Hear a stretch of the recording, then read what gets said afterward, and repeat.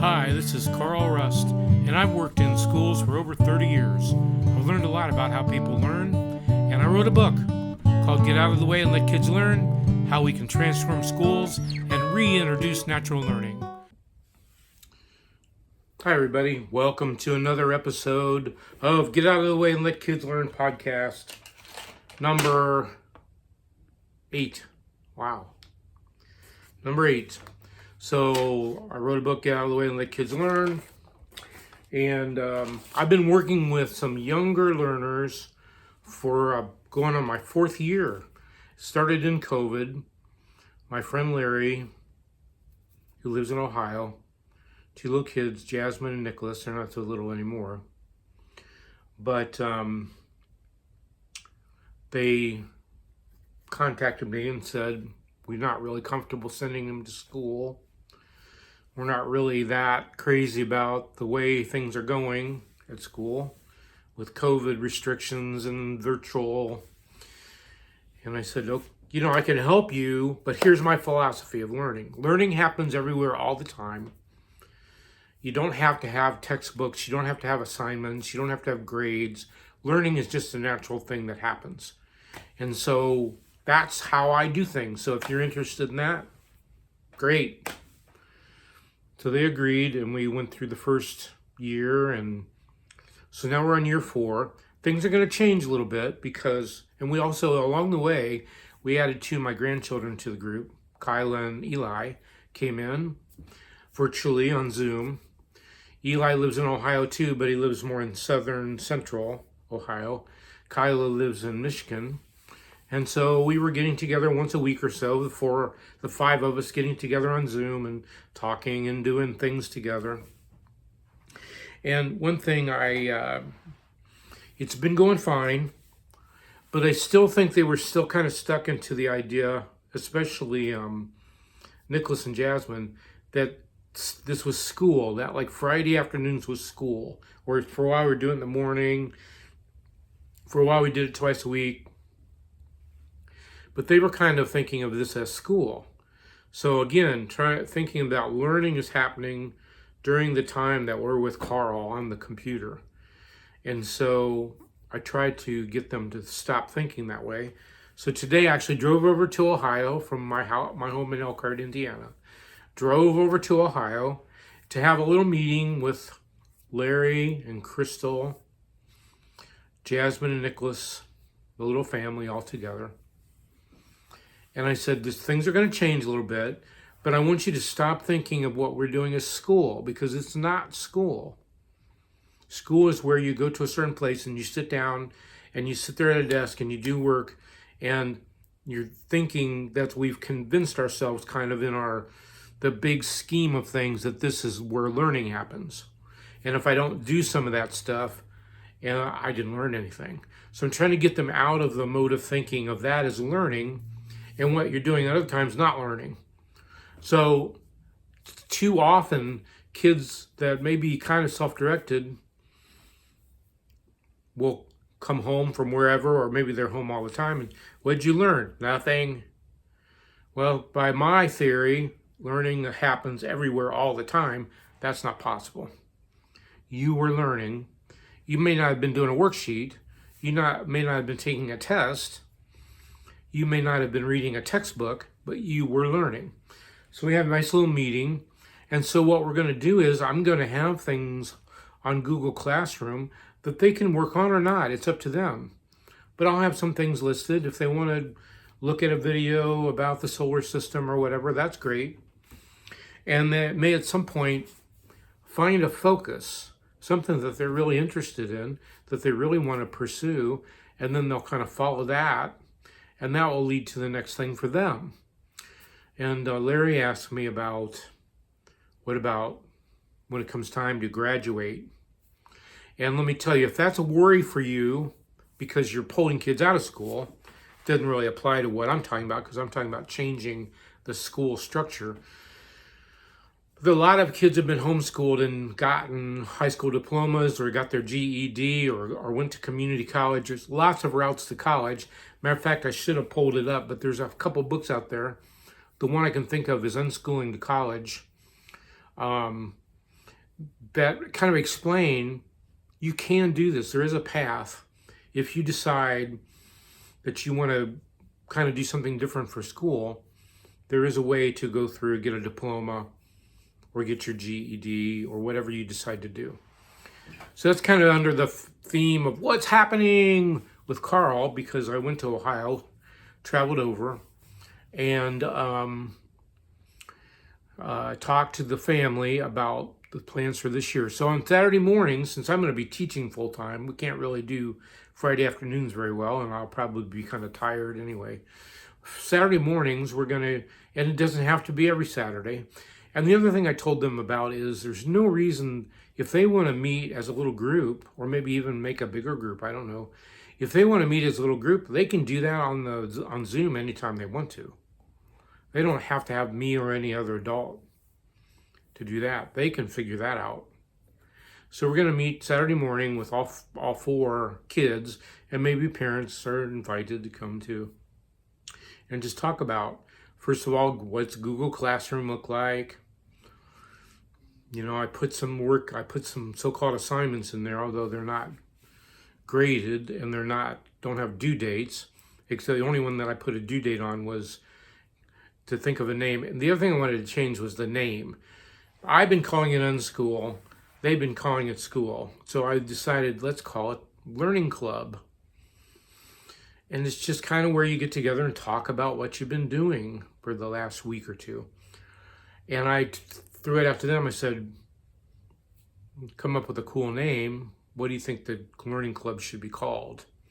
That's the assignment that has a due date of next Friday, I think, the 18th. But normally I'm just going to list some possibilities. And if I do something with my 3rd and 4th graders at school and it seems like it might work for them, I can easily just paste it over in Google Classroom and maybe even include some photos. So that's kind of what's going on. Today, we're going to talk about chapter 8 in my book, which is, do we need school buildings and classrooms for learning? And I have a couple little stories here. The first one describes what a democratic free school would look like, and probably a lot of what Sudbury Valley School in Framingham, Massachusetts would look like. And what my little self-directed program looked like when we were at the middle school. Kids ride bikes up and down the long driveway. Kids explore the woods and jump on rocks and climb trees. Kids sit on couches and easy chairs to discuss a book they have all decided to read. 2 kids stand behind another and watch as she navigates her way through a world of a video game. Several kids measure ingredients to make a batch of cookies. They purchase all the supplies themselves and plan to sell the cookies to raise money for a museum trip. Why do these kids need classrooms? And then the other little story is based on a kid that I actually knew. Tom never has done well in school. He marches to the beat of his own drummer. He doesn't like sitting at a desk listening to the teacher talk. He can only take so much of that before he has to get up and leave. He's not polite about it either. He just gets up and walks out. If he is challenged by the teacher, he will say, "This is boring, you're stupid, I'm leaving." He will then walk down to visit the people in the office. They're busy working, however, and soon become impatient with him. He sometimes kicks the furniture or uses bad language and ends up suspended. He has a very active brain, however, and loves to sit and play games on the computer or watch videos about animals, dinosaurs, or videos of other people playing computer games. When you can get him to have a conversation with you, he has a lot of information about a wide variety of subjects. So, school buildings are built to support the traditional system, conventional system, of kids divided up by age into groups of 20 to 30 who work pretty much in lockstep all day long. At some point, they may go to the gym or the cafeteria or outside to the playground for a prescribed period of time. When you walk into most schools, you see a space divided up into boxes. is a factory model. Schools look pretty much the same, although some are newer or prettier or older or uglier, but form follows function, and the function was determined long ago to be the production of a product in assembly line fashion. There was a period of time in the 70s and 80s when there was an attempt made to open up school spaces, and the open school concept became a big fad for a while. And again, kind of the problem is, it was a kind of a neat idea. So you open up the school, so you don't have classrooms, you just kind of have a big space. But the problem, first of all, they never explained, from what I know, they never explained what it was all about. They didn't really get teacher buy-in. They just kind of said, here's what we're going to do. Teachers, again, that top-down mentality of, wow, we got this great idea. We're going to have open schools. Okay, teachers, you're losing your walls. But they didn't help teachers understand how you do things in an open concept. You can't continue to teach the same way that you've been doing. You can't relate to your younger learners in the same exact way when you've opened up the space. Form follows function. So if the function is boxes, I'm going to keep kids in a group by age, separated from other people, then you can't have an open space. But if you look at it as we're one big group, and we may have times when we're going to have 5 kids doing something over here and 50 kids doing something over there, open concept makes a little bit of sense. Although there are times when some walls are nice, because if I'm doing a game of tag and you're trying to listen to a play, that open concept still doesn't work. So what did teachers do? They got shelves and they got these big cabinets and they made walls. So you went into an open concept school, it was basically little boxes, because the teachers, that's how they didn't change the organization and structure. They just opened up the architecture. You can't do that. That doesn't help anything. If you have an open concept school, you have to have open concept learning. And I still think you need some closed-in spaces, because you don't want to have a workshop next to a quiet reading area. So some walls are good. Some places, they actually have outdoor school. They have forest school. Outdoor and wilderness education. The website outdoor.com lists 63 pages of outdoor schools who serve people from 1.5 years old to college age. They don't have any building at all. Some of them might have a small building to have meetings or whatever, but they're mostly outside. There's a place called Workspace Education in Bethel, Connecticut. Space is arranged like a modern shared workspace that many businesses are moving to, where people rent space and can share ideas and help each other. At Workspace Education, families can design a learning environment that works best for their child. They also house 2 micro schools, Acton Academy and Prism Academy. So just a different way of thinking about your architecture. In some places, they've come up with this thing called adventure playgrounds, which might resemble in some ways more of a junkyard than a playground, or a big lumber yard or whatever. It's all kinds of boards and building materials, power tools, and kids build and they play, and kind of interesting. 1967, Max Wolf proposed the idea of educational parks, where a group of school buildings could share a campus and provide a bigger variety of opportunities for children. Ivan Illich again, here comes Ivan again, Deschooling Society. He foreshadows the World Wide Web when he talks about giving everyone access to experts and knowledge. So he envisioned again, like school wasn't at a particular building, it was all over the place. So there wasn't one classroom you went to, there was a multiple of choices, multitude. Many of our communities have empty buildings that could be used to offer a variety of small schools. We spend millions of dollars, maybe billions of dollars, on school buildings that house a large number of kids. Why not look at some different ways, including the outdoors? The Capital Region Education Council in Hartford, Connecticut has established 15 magnet schools that appeal to different kinds of learners. Several arts schools exist, but there are also Montessori, Reggio Emilia, science, global studies, and also an elementary program based on museum studies. The next step could be to expand programs into more different locations. Nomadic schools. They move around. They meet at a place in the morning and they say, where do you want to go today? Maybe have a bus or they have a caravan of cars and they decide where to go and then they go for the day. Why do we have school buildings and classrooms?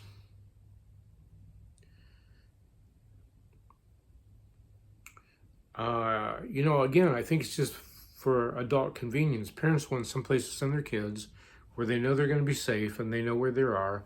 School administrators want to, they elevate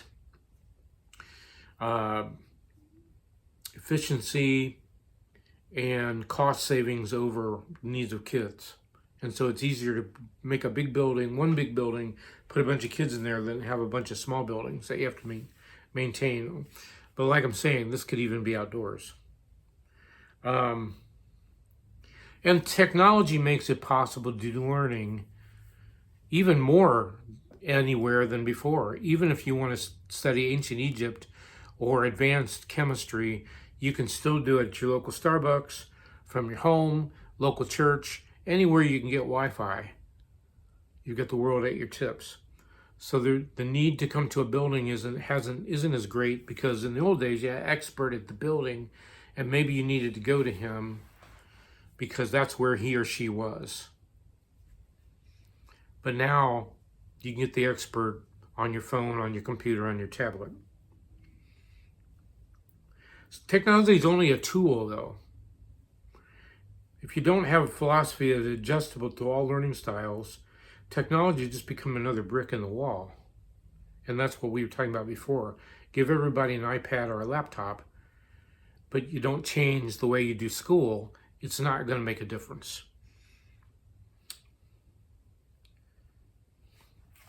So,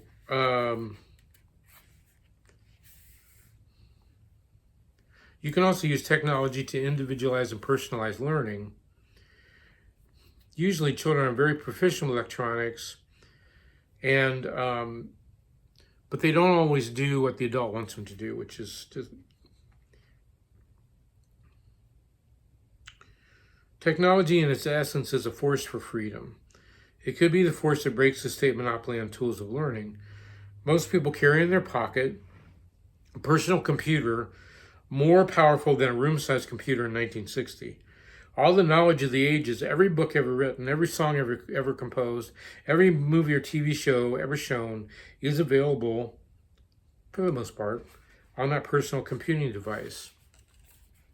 Are we really going to continue to pretend that books in schools are the only way to gain knowledge? When I was running my self-directed program for elementary kids, the school, and I think they're going to do that again for my class this year. We'll see what happens. But they gave me access to a little, they call it an activities van. It's a little small bus. It holds about 14 people, 14 passengers, I think. And we use that almost every day. In the morning, we would kind of go around, do you want to go somewhere today? Where do you want to go? And they would vote on it. And we would decide. We went to a lot of local parks. We went to Woodlawn Nature Center, which I was active in. We had a key to that. We went to We actually went to Lake Michigan, took kids swimming a couple times. So in September, when it's hot and kids are slaving over their desks in the school, we got in our little white bus and headed for Lake Michigan. Pretty exciting. Larry's calling me. Where else did we go? We went to the corn maze. We went to... we went up into one of our staff members' family had a property up in Michigan. We went up there and had roasted hot dogs and had a fire. And so we did lots of things. And we just would go outdoors. We had a skate park that was nearby. So we had bicycles that we had repaired and worked on. People had donated bicycles. We had kids that brought in skateboards, and we had rollerblades, and kids would go out there and skate and bike and rollerblade and play tag. And so we did a lot of things outdoors, and I'm a big believer in outdoors. And I'm hoping this year I can get my class outdoors a lot and maybe get a little bus so we can actually go on lots of cool field trips. So suggestions for what you can do in your space, at your school, or maybe you can just suggest it to your teacher friend, give them a book, and say, okay, so look around your community / school system, see if there are buildings or places that are not being used that might offer some unique learning locations. One thing, I never got to take advantage of this, but in the middle school where our program was housed, there was actually a little greenhouse in there. Nobody ever used that. So that would have been kind of a neat opportunity. Take your class, this is number 2, take your class outdoors for half or all day. What would that be like? I was just thinking earlier, the first day of school is next Thursday. What if we, early in the morning when it's still kind of cool out, what if we went outside and did some of our talking and meeting and planning outside? Number 3, check out parks, local parks and museums. Often there are great learning opportunities available. Local public library, history museums, art museums.